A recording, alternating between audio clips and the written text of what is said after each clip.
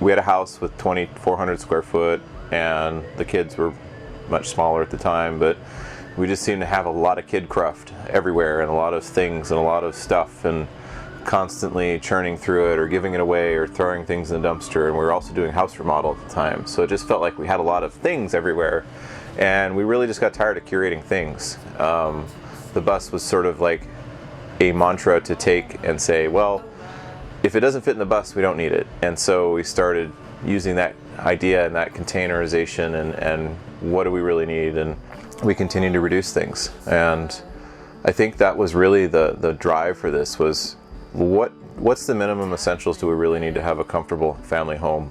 And I think this is kind of what we've found for Equilibrium right now. It's definitely improved our lives for the number of things that we have to deal with.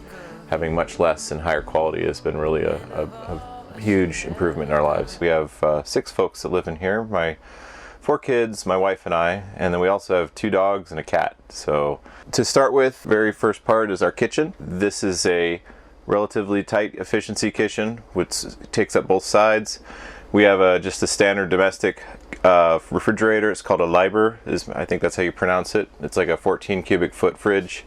If I dare open it, you can see it's got quite a bit of space in there, and it's also the freezers on the bottom down here. So this has worked really, really well for us.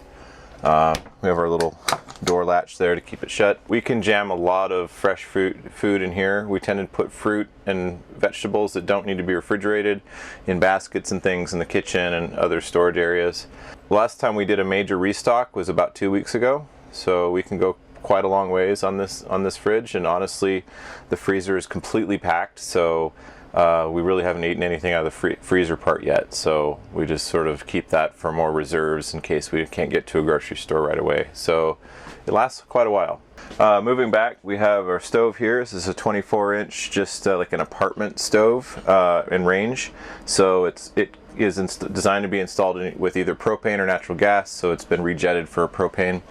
And then we have all of our cabinetry around here, various lights and things to see what's going on. There's a little area for, like, trays and things like that. And then this is our large pantry that we have here. So our big pantry has all of the big stuff in it. So this is where we can really eat out of the pantry for quite a long time. We have a lot of dry goods and all this stuff set up pretty well in here. Then above top up here is like a bread area for keeping tortillas and loaves of bread and rolls and things like that.